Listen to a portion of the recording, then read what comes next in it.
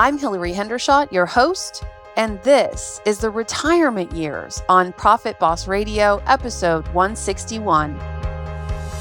The Retirement Years on Profit Boss Radio is your weekly wealth building and retirement mastermind.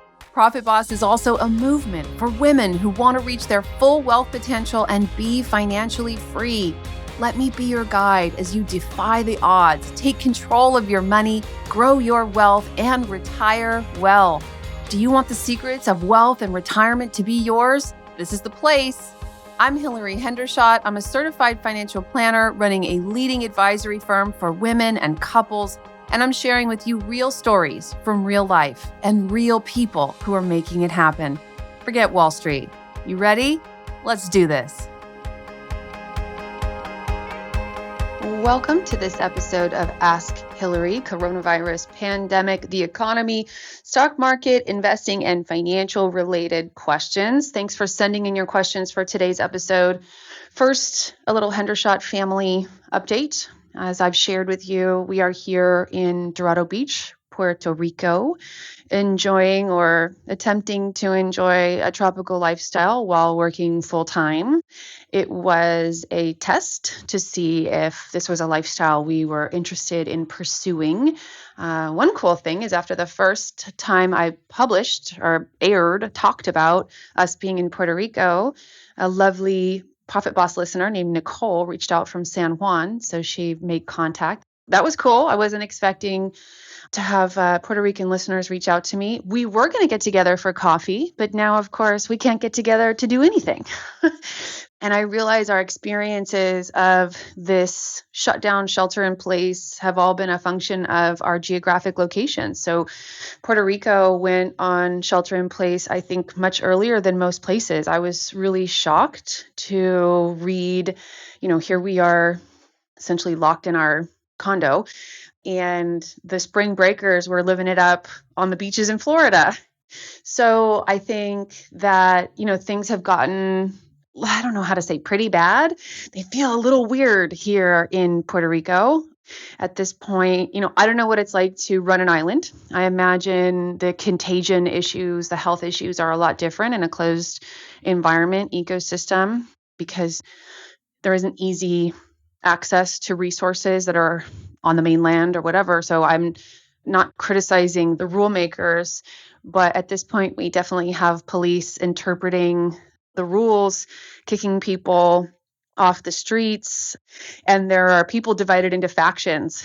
There are the "we have rights" group, and there are the "go the heck home, stay in your house and never come out, you dangerous people. So tensions are high. And to be totally honest, we are considering going home to California. Fortunately, though, as you know, my daughter is immune compromised, and we're not sure that things are actually better in San Jose. What we would have in San Jose is our house. I have my office that's set up. My husband has his office. We have more space. I have a gym.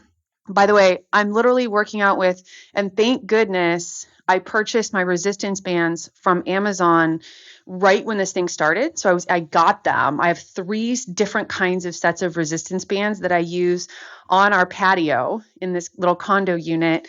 And thank goodness there are like bars I can use to tie the resistance bands to. I had no idea how many exercises you can do with resistance bands, but I have an excellent coach who's virtual and she's sending me workouts. It's awesome.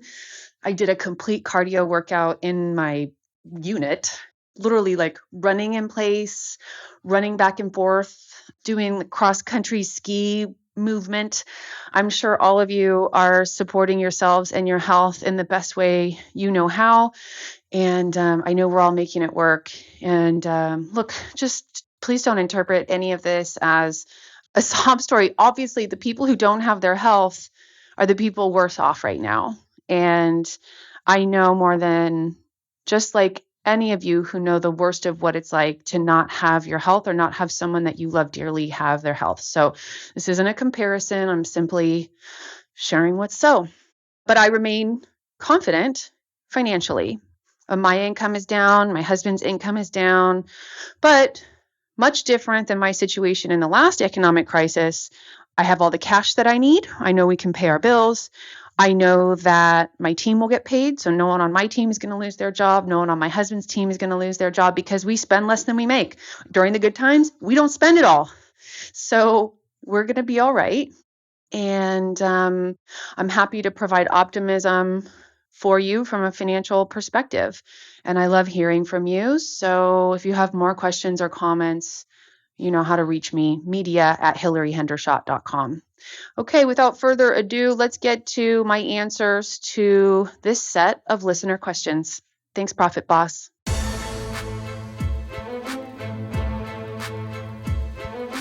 I know many of you are interested in what stimulus money is available to you. My team and I have spent a massive amount of time collecting and analyzing the various programs that are passed in the CARES Act and more. So if you go to the show notes from today's episode, hilaryhendershot.com/161, you'll find links to an article about the CARES Act and then a more extensive resources list. So just to review what's happened in the CARES Act, first of all, you have support for families and individuals. So if you're a single person making less than $75,000 of AGI in 2019, if you haven't filed your tax return for 2019 yet, the IRS will look at 2018. You'll be eligible for a full payment of $1,200. If you are a couple who file with a joint AGI of less than $150,000, you'll get $2,400. And there are different levels. If you file as head of household, and then qualified households will receive $500 per child, up to a maximum of $3,400.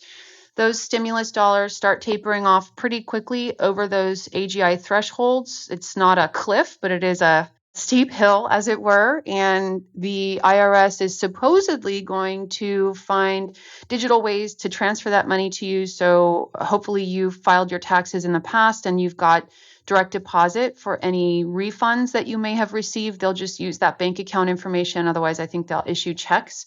Stay tuned. I haven't heard of anyone receiving that stimulus check as of today. I'm recording this on Monday, April 6th. There's also support for small businesses and the self-employed. Largely what we're talking about is the Paycheck Protection Program. I think the federal government learned a lot of lessons in the last financial crisis, and they're getting out ahead of it. So one thing that really made people upset last time is that large banks got lots of money and individuals did not. There were lots of stories of CEOs getting their huge multi-million-dollar bonuses while, half their staff, and not to mention their investors, lost millions of dollars. And people didn't find that fair. Imagine that. So Congress got together and passed the Paycheck Protection Act. They're essentially utilizing the Small Business Administration to give loans that can be forgivable to companies that have 500 or fewer employees. I am part of a group of folks who are working very hard to apply for these loans, so I'm watching the details very carefully. Right now, it looks like you need to apply through your regular business bank, that's how they're funneling people. So your banker acts as your loan officer, and the money will be provisioned by the Small Business Administration. So that is designed to tide you over for a couple of months of payroll. They want you to use that money for payroll, and then it can be forgivable. And if you don't use it for payroll, if you don't use all of it in the way they want you to, they'll simply make it a low interest loan for a period of time. So you should definitely apply for the PPP. Check with your business bank on that. There's also expanded unemployment insurance. So the federal government is making unemployment insurance available in additional amounts to people who have previously applied with their state, and also for the first time to self-employed individuals. So if you're a member of the gig economy, or if you file 1099, you have a business and you just file on a form 1099, you can get an additional $600 per week for up to 13 additional weeks. So if you are taking required minimum distributions, if you're over age 72 and you're taking required taxable distributions from your IRA and you don't want to do that, they are suspended for 2020. So let your financial advisor or financial institution know. There's lots more details. So if you want to check it out, go to hilaryhendershot.com/161, and we will be developing and adding to the resources page that's linked to there over the next several weeks. Let me know what resources you want, but we're including information about federal programs. We're including information about how to continue making money right now. We're including information about behavioral finance and how to think about your money. There's lots of stuff there. So I intend for this to be a comprehensive resource, and we, of course, are interested in your questions that you want answered on the page. Hi, Hilary. Question for your podcast. The loan for my house originally came from my grandparents, but they've both passed away in the 5 years since. My family is asking me to pay off the loan so they can settle the estate, about $110,000 left on the loan. My dad also passed away in 2018. So sorry, Kara. And I received an inheritance. I have 1/3 of that saved to put towards a down payment on a new house, and currently a third invested in a brokerage account, along with maxing out our 401k last year. Good for you, Kara. I received the final estate check recently, and it is enough to pay off my mortgage. The question is, should I pay off the loan with that money or refinance so I can invest the money? It seems scary to invest more right now with how shaky the economy is. Our jobs are secure at the moment, but if this pushes us into a long recession, my work will slow significantly. This isn't part of my question, but I also want to say thank you for making this podcast. When my father passed and I realized I'd be receiving an inheritance, I wanted to make sure I put that unexpected money to work for me and my family. I searched for podcasts and found yours. I was hooked after listening to that first episode, and I recommend you to everyone. Your podcast has really changed my money mindset, and I feel so much more in control now, and for that, I want to thank you. Kara. Oh, Kara, you just made my day. Thanks. All right, Kara. So I understand your question is you have enough proceeds from your dad's estate to pay off the mortgage on the loan you inherited from your grandparents, and your family would like to have that money so that they can distribute your grandparents' estate. And you want to know, should I borrow from the bank or should I just pay the house off cash?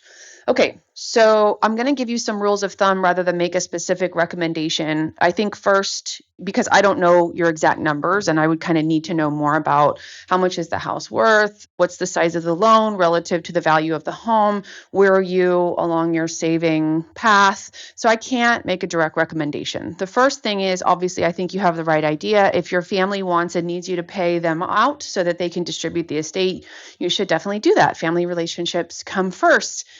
Then the question is, should you invest in the stock market right now? And I think absolutely yes, that's a great idea, assuming it's appropriate for you. I have recommended in the past that people keep money out or in a brokerage account and take a mortgage to finance a home, basically because buying a home with other people's money, that provides leverage, which makes the home purchase more profitable. I do know that a lot of people think that you should own a home outright. They don't want to have a mortgage. But with mortgage rates where they are right now, the rates are so low, 3.5%, 4%. You're making an average of 8 or 9% in the stock market over the long run. That's what's called an arbitrage of 5 to 6% per year. That's a great investment. That's a very savvy investment. I would consider that a sophisticated type of strategy. The thing you don't want to do is take the mortgage. So let's say that house is worth $200,000. You take a mortgage for $100,000, which means you have $100,000 of equity in the home. But there's $100,000 that you could have paid that mortgage off with, so that you would own the house outright. So you have this $100,000 that's sitting outside the house. And what you don't want to do is spend that money. So you have multiple things happening here. And I think the recession, what's happening in the economy, and your uncertainty about what's going to happen with your earnings means that you should keep cash on hand for as long as you can. And if that means taking a mortgage and paying off your family, but keeping the money set on the side, buy a CD, don't spend it unless you absolutely have to. Don't think of that as a checking account. I can tell from your email that you're being super diligent about your money. So I know you're not going to do that. I'm saying it for everyone to hear. If you have to, you can spend the money. It's better than spending that money than like taking money out of your 401k. So if you have to, you can spend it where you can't spend a house. You would be kind of up a creek with no paddle if you just paid off the house outright. And then once you're feeling more financially confident, you can go ahead and put that money in a diversified portfolio for your long-term future. Hope that helps, Kara. This question is from Monica. Hi, Hilary. Thank you for being a voice during this economically challenging time. You're welcome, Monica. It's my pleasure. My question: how deep and how long do you believe the trickle down effect from this global reaction to the C virus is going to be? I think the short term plans to buffer the individual impact with the $2 trillion package is very short term and designed to keep state unemployment resources from imploding as much as it is to help small businesses and their employees. Curious about your thoughts. And who are you listening to for advice and counsel on your finances today in light of what's happening? Thank you for considering these questions. Monica, I'm going to take your question in two parts. First, how long do I think this is going to last? Okay, and I think this answer is going to surprise you. While if you are an economist or an academic or a news pundit, the answer to this question may have relevance to you. You could spend a bunch of time digging into the intricacies of the economy and studying that. And the truth is, Monica, nobody knows. And to all of you, as many smart sounding people as you hear on the media talking about everything that went wrong, first of all, something going this wrong, something having this much of a negative impact, just opens the floodgates on people who can come and criticize the decision makers and everything that was done. And of course, hindsight is 2020, and we can pick specific actions that were taken or not taken, and we can blame that lawmaker or that advisor. And the truth is, that's just rampant right now. And it all seems credible because, like I said, hindsight is 2020. Now, looking forward, I am going to say something. I know this is going to surprise you. The answer to your question, how long is this going to last, is I don't know. And I'm not that worried about it. And I know it'll work itself out. And Monica, specifically, I did look you up, so I have a sense of what you do for work. And I think maybe one of your concerns could be, how much cash do I need to have on hand, right? So if you're out of work right now or your income is down, for example, my business right now, I have cash set aside, but I don't want to run my business forever at this income level. So my income is down. So I might be concerned, how much cash do I need to have on hand? And I think you have to be very smart about that. I can't answer that question for you. But the truth is, human beings are pretty amazing, and we work it out, and the economy recovers. And if you made it through 2008, I say you can make it through anything, right? And already we're having great days in the stock market already. 6, 7, 8% days. It's pretty incredible. So while I have a degree in economics and an MBA and I'm a certified financial planner, and I could go to the mat with technical sounding analysis of what's going to happen, I don't think it matters to you. First of all, I have a promise to you that I'm never going to say something that doesn't come true. There are plenty of people making predictions about the future who never look back and track for you what they said was going to happen versus what actually happened. The world is so complex, Monica. And I encourage you to just manage your mindset, manage your cash, and stay the course as far as your investment plan. But the answer to your question, and I've probably said this 5 times already, but is nobody knows. It doesn't matter what economist or expert you connect with, certainly not the news pundits. They don't know. And we have to write it out. There's like no option. So I'm a pragmatist. I don't worry about how long it's going to take. I know we'll recover, and I need to be in place to succeed, to thrive now and then. And then your next question is, who are you listening to for advice and counsel on your finance today in light of what's happening? Okay, so I continue to listen to the behavioral finance experts and the investment plan committee that I've assembled. Investment plan committee, investment committee. So I have a team of PhDs in finance that work for my clients through me, and I trust them when it comes to the stock market and the portfolios that we've built. I love to listen to people who are experts in behavioral finance because there's a lot that we know about how the mind works during downturns and scary times like this. Uncertainty is really, really, really bad for us. But my news sources, here's what I recommend. Pick one daily news podcast. I recommend The Newsworthy with Erica Mandy. I will link to it in the show notes.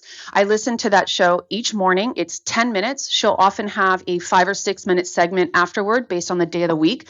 But it is, as she calls it, fast, fun, and fair. And I'm not interested in slanderous news. I'm just not. And then I turn it off. I don't listen to or read the news after that. I have a set of stocks that I follow on my Yahoo Finance app, and that's it. I am interested and I'm fascinated by the virus. And so I'm following a couple podcasts that are about the spread of the virus and sort of how to deal with pandemics like this. And I think that Bill Gates and his foundation are doing some very interesting and generous things right now. So that's of intellectual interest to me. But the news isn't going to do you any good. You got to manage yourself, the people you care about, your money, your health, right? I mean, yes, certainly the news that's about how to stay healthy. So the type of mask you should wear and, don't be shaking people's hands and stay 6 feet away from people. But other than that, I'm not going to fill my mind with negativity or things that make me nervous or scare me during the day. I have more productive things to do. So I hope you find that helpful. I hope it nudges you toward insulating yourself from the slanderous vocabulary that is often the news. And I want you to know that podcast I mentioned, The Newsworthy, is extremely upbeat. And, Erica's a personal friend of mine, and I've just grown to rely on her show for my daily bit of news. Thanks for the question, Monica. Next question is from Carl. Carl, you have specific names in your question, and I am going to remove them and instead speak generally. Here's the email. Hilary, can you discuss the fiat currency issue and how this should play into our investment strategy? Yeah, I'm going to stop right there just so people listening know. Fiat currency is the type of currency environment that we play in around the world where you spend paper money or credit card digital dollars with nothing to back them up. So in the past, every time you wrote a check, you had to have gold in the bank to back up that check, or there was gold in the bank to back up your cash that you were spending. So that cash was a promissory note to the gold that you were holding in the bank. We no longer have that system. You don't have gold in the bank to back up your cash. We just trust the cash. So that's what fiat currency is. Continuing with Carl's email, Carl says he listens to a couple of other podcasts, including one by a gentleman who's very well known for recommending that people buy either gold or silver in lieu of stock market investments. And I would kind of lump that in with people who also recommend Bitcoin. And I know Bitcoin has its own unique characteristics, but there is overlap between the characteristics of Bitcoin, gold, and silver in that they are currencies or currency-like, and they're very alternative to the stock market. And then another person who recommends that people buy investment real estate. He's very well known for this, wrote a book that many of you have heard of. And perhaps he might recommend that you buy a piece of investment real estate, rent it out, and then mortgage that property, use the proceeds for the cash out refi to buy another property. That's called leverage. But unfortunately, this is how people lost millions and millions and millions of dollars in the last real estate / financial crisis, because once you stopped making payments, if your income went down, you couldn't make payments, or you lost a renter from one property, now you're in foreclosure on one property, but you lose all of your properties. So they're a chain of investments. And if you can't make payments on one, you can't make payments on any of them. And I saw many, many people get completely financially devastated by following this particular piece of advice. Okay, back to Carl's email. They are big precious metals, hard assets proponents. Yes, they are. I don't have the time or desire to manage rental properties, and I heard unless you have a lot of properties that a property management company is not worth it or takes what little profit / cash flow that you would receive. With precious metals, you also have the problem of safe storage. I'm about 15 to 20 years out until retirement, married with 3 kids. I have 85% of my assets invested in the market with about 15% safe. A penny for your thoughts. Carl, are you really going to send me a penny? I'll give you my Venmo. I would like to have that penny. So, Carl, it sounds like you're considering gold or silver. We can also include in that conversation Bitcoin, because a lot of the reasons people give for investing in or owning these assets are the same. And then it sounds like you've rejected rental real estate, but I can address that too. So, first of all, if you listen to my podcast and those 2 podcasts, you're not going to get cohesion. You're not going to get an explanation that makes sense to you, and you're not going to get our three voices agreeing. Okay. It's going to be very confusing. And I have to think you're going to align with one or the other relatively soon because we're saying very different things. So I make money and believe in doing the best thing for investors based on historical evidence. So I say a lot, we have a lot of historical evidence about what to expect from the stock market. And there are very, very academic and successful ways of building investment portfolios that include lots of different assets. Okay, the other two people you mentioned, and there are lots of people who do the same things they do, advocate and make money when you take specific actions. So you're going to buy gold because this person offers a program to buy gold or silver or Bitcoin, and that person's going to make money when you do that. Okay, so they're advocating a certain thing that they get paid on when you do it. The real estate person, most real estate podcasts are advocating a course or a coaching program. They sell that and they make money when you do that. So contrast that with independent advice, which is we're looking out in the world and we're saying, okay, let's assimilate all the information that we have, put together a program that we know works, and we'll work with people to build that and do that over the long haul. Okay, so very different, and how people get paid matters. So let's talk about gold and silver specifically, what you call alternative or hard assets. So I can't really assert an opinion about a future prediction that our economy is going to completely break down. So fundamentally, what these guys are saying is, look, at some point in the future, this system of fiat currency, the fact that we all trust each other to spend dollars, and the only reason you're willing to accept my cash today is because you trust that you can spend it tomorrow or later than that for something you value. So cash has no fundamental value to you. So these folks say, look, this system is going to break down at some point in the future. You need to be stockpiling these other essentially precious metals. And the reason they use gold and silver is because those metals or rocks are limited. So there's a finite amount of them in the world. And so they say that it has value. So first of all, they're talking about a scenario that has never occurred in human history. So I can't predict the future.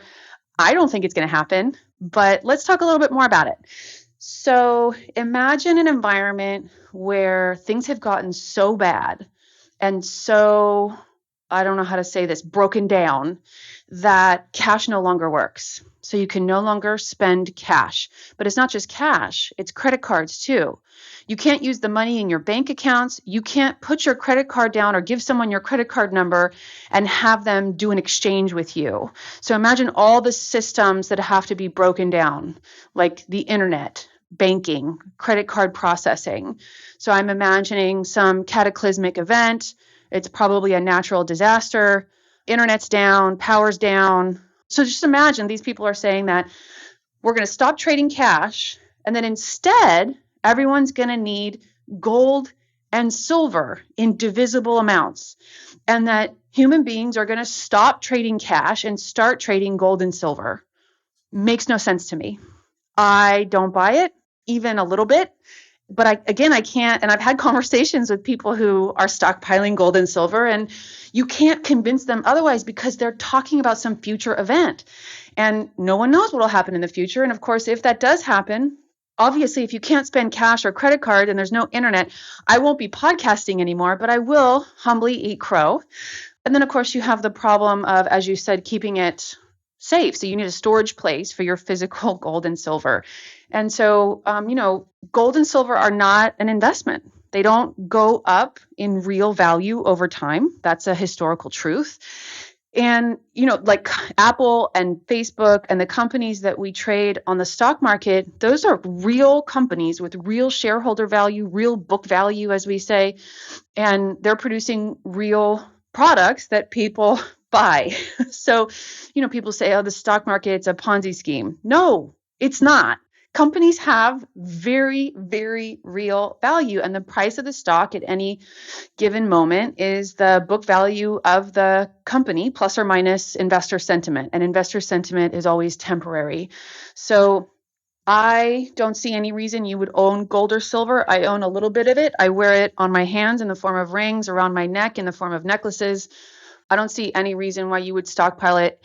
And there certainly is no one doing what I do that I know who's an independent financial advisor who, again, has the perspective of looking out into the world and synthesizing all that we know that advocates diverting your investments into these, what you call hard assets. Similar is a conversation about investment real estate. So I see the tax returns and real estate returns for thousands of people when they come into my office. And I will say maybe 1 in 150 people is actually making money in residential real estate. So you buy a house or an apartment or a condo and you rent it out. And those people have owned those properties for the people who are actually making money, maybe they've owned those properties for 20 years or more. So I think, Carl, your hunch is right about residential real estate. The interesting thing is that when you point out to people that they're not making money, they're actually losing money on their residential real estate investment, they say, oh, well, I still think it's a good idea. It's really funny. So no, Carl, I don't see any reason why you would get dissatisfied with a good stock portfolio. I don't know what your 85% stock portfolio is, but I hereby and humbly set you free from the desire to buy large safes, bolt them to your floor, put gold and silver in them, and then buy an armory to protect them. By the way, if we do have that kind of cataclysmic event, I think that the currency you will want to be invested in is not dollars or gold or silver, but rather guns, canned food, water, and ammunitions. There you have it. I hope that future never happens. And Carl, I hope that helps. Next question is from Leela. Hi, Hilary. In light of the current economic forecast, how should someone arrange their stock, bond, IRA, Roth IRAs if they are over 65?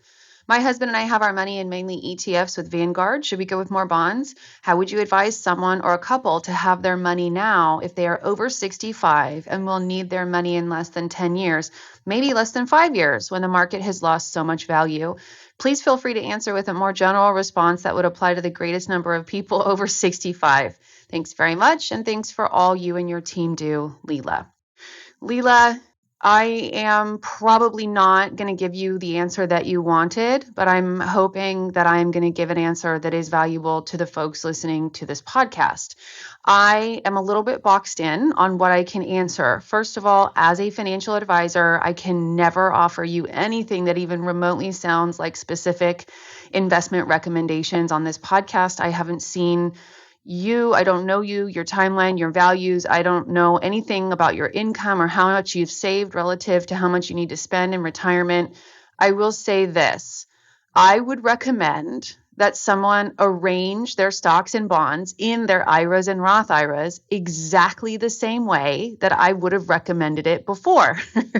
So nothing about how we arrange portfolios has changed because of a normal market decline. I would say at the age of 65, given you clearly don't have an investment philosophy, sounds like you've just got random ETFs with Vanguard. I don't know really what that means. ETFs, it's just like the vehicle, and what matters is the passenger in the vehicle, what you're actually holding. Sounds like you don't have an investment philosophy, and you're definitely at an age where financial mistakes could be irreparable.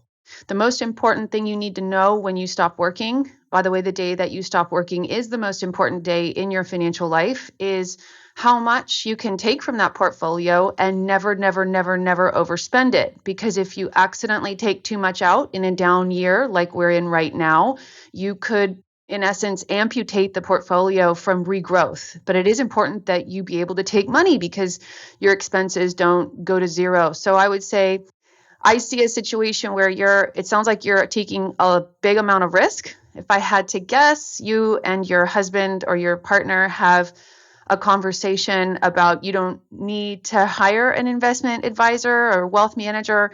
You want to avoid the cost of that, which is 1% a year or something like that. And I just want to say that I've seen so many cases of people who cost themselves millions and millions of dollars for fear of paying for good advice. So, Leela, if you're considering working with a financial advisor, I would recommend, it sounds to me like at the age of 65, you're a prime candidate to consider that cost as big financial mistake insurance. So, insurance policies are worth their premiums. I hope that helps, Leela. Next question is from Anna. Hi, Hilary. I hope you and your family are doing well. We are. Thanks, Anna. I would like you to explain why, as we see our investments drop, we still need to hang on tight and not sell or panic. How a diversified portfolio, in my case, segregated funds in Canada, still works in this crisis. Also, if we cannot save more money right now, what can we do to maximize our investments? Thank you, Anna. So, Anna wants me to talk her into her current investments and then tell her how to grow them bigger. I get it. Normal. So, first of all, as you see your investments drop, so let me just caveat this by saying everything I'm about to say is a function of assuming you have a professionally built, globally diversified portfolio that's appropriate for you and your timeline. I'm sure you get tired of me saying that on this podcast. I get tired of saying it, but I have to. So it says why we need to still hang on and not sell or panic. Basically, Anna, because it's coming back up. That's in a nutshell. The market always comes back up. It goes up in 2/3 of the years and down in 1/3 of the years. Over the last almost 100 years, the average annual return from the stock market is somewhere between 8 and 9%, depending on what inflation has been. But it's almost never actually 8 or 9%. So it's pretty wildly dispersed. There's a lot of volatility. You can have 30% positive or 30% negative. Well, specifically, let's say you had 30% positive and 20% negative. Those two numbers might produce a lot of strong emotion in you. Like 30%, we like that, 30% positive, 20% negative, we don't like that. But that's a 10% average annual return. So, and the other piece to that is because when people take action in their investment portfolios based on emotion, they tend to make really big mistakes. So, I'm going to use some numbers that don't make sense given, where the S&P or the Dow actually are right now. But let's say you have a portfolio that's at 100, okay? And it goes down to 75 and you panic and you sell out and now you have $75 and you say, I'm just going to sit this one out. And then the market maybe goes down to 70, but then it goes up to 80 and then it goes up to 90. Finally, it gets up to 100 and you think to yourself, okay, I'm comfortable with that number. That's where I was before. Let me buy back in now. What you don't realize is that you've lost another $25. Okay. So you have to buy back in below where you sold out in order to have that be a transaction that doesn't actually cost you money. And emotionally, if you can't handle 75, I promise you can't handle 70 or 65, right? Which would actually make that a profitable transaction. So leave that kind of market timing to the hedge fund managers and just leave your money invested. So even for my clients who are in distribution this year, so they're taking money from their accounts to pay their bills.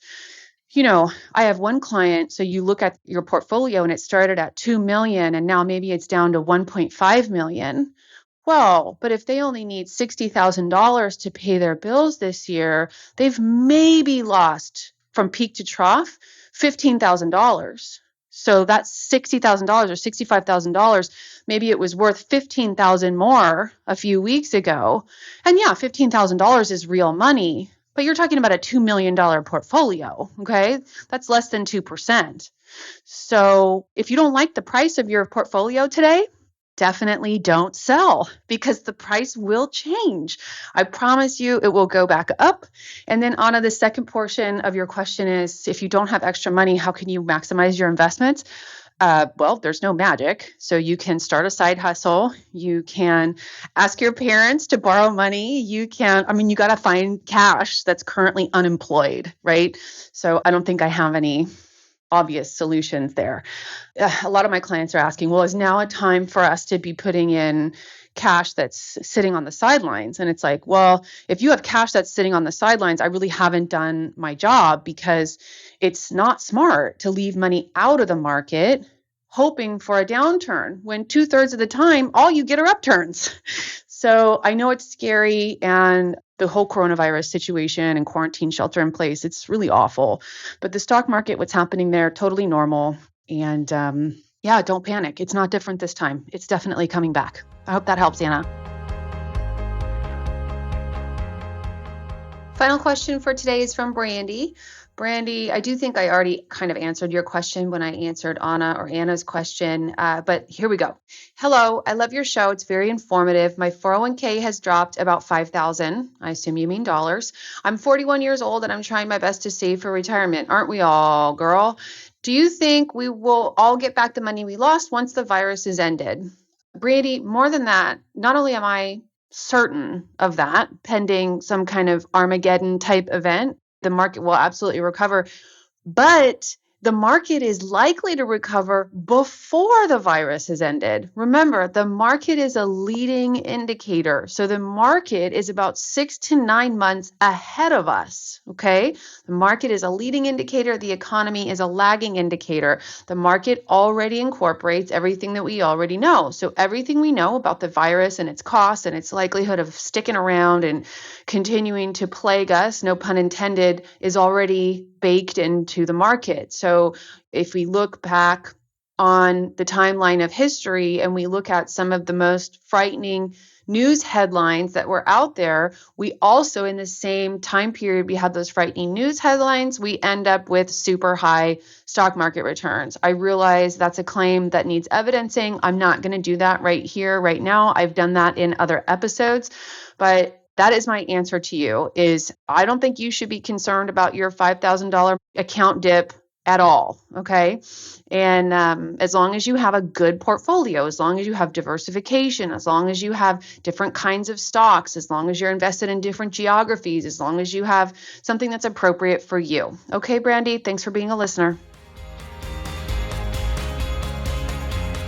This is just a quick insert. This is not a question someone asked me, but I wanted to do some market research, some market testing, figure out who is actually making money right now. So for those of you who are completely out of work, if you can pivot or find a friend or a colleague, someone you used to work with who's in one of these markets and potentially get on board, I wanted to help out where I could. I also think it's interesting because we tend to live in a microcosm, right? Here I am alone in this little apartment recording in a makeshift bedroom studio, and life seems changed dramatically. But I know that for everyone, your perception of the world is what's going on around you, your money, your friends, your health, your business. And there are lots of corporate folks who are still working full time from home. So for them, they're not necessarily worried about income, maybe just investments. But maybe some of you don't have investments yet, so you're not even worried about the market at all. So anyway, I went ahead and asked about 400 business owners what's making money right now. And the one thing I learned that was most interesting, and of course I'm going to put into play for myself as soon as I can, is that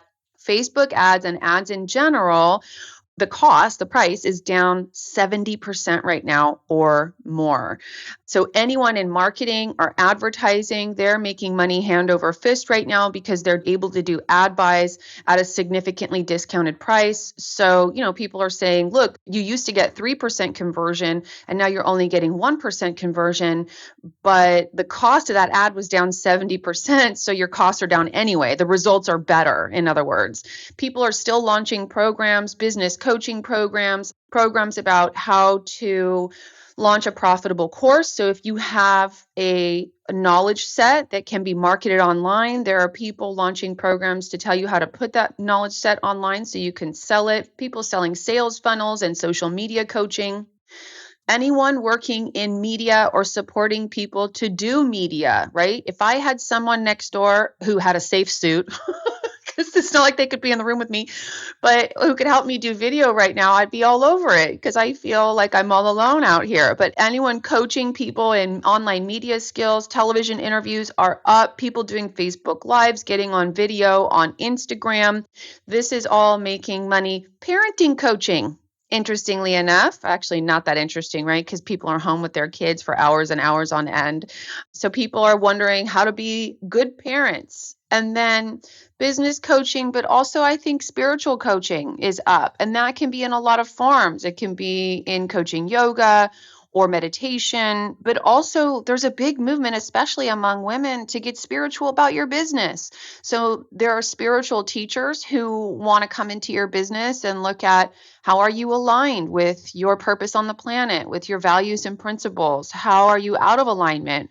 How is that impacting your business and your customer flow? So there's, all kinds of interesting and unique opportunities for people to provide value and for you to consume value, probably at discounted prices right now. So I hope that helps you make some profit.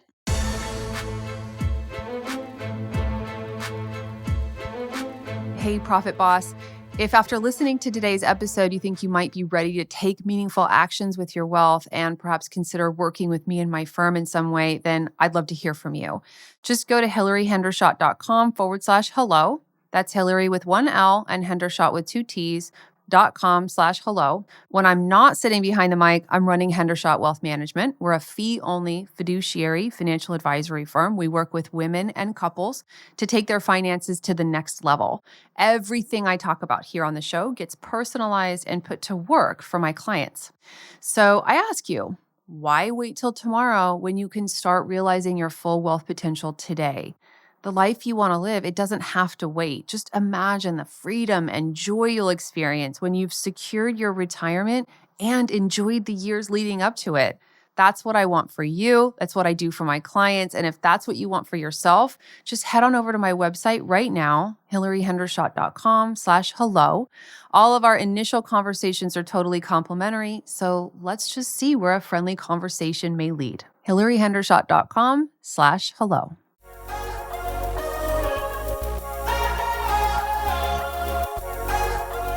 As we wrap things up here for today, I need to review with you the things I have to disclose as a fiduciary financial advisor offering wealth management services through my firm, Hendershot Wealth Management, LLC. You should know that the opinions I express on Profit Boss Radio are my own, and they can change. The content I provide in the show is for general education. It's not intended as specific investment advice, nor do I recommend any specific financial products. Unlike how I roll at home with my husband, I can't guarantee that my statements, opinions, or forecasts are always 100% right. Of course, I wish I could peek into that proverbial crystal ball, but so far, I haven't found it. Past performance is not indicative of future results.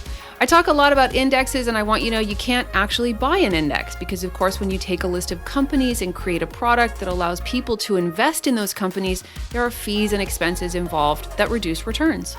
Remember, all investing involves risk, which, as you know, means you could lose your money. And I have to tell you that there is no guarantee that any investment plan or strategy will be successful. And that should keep my lawyers happy. Have a great day.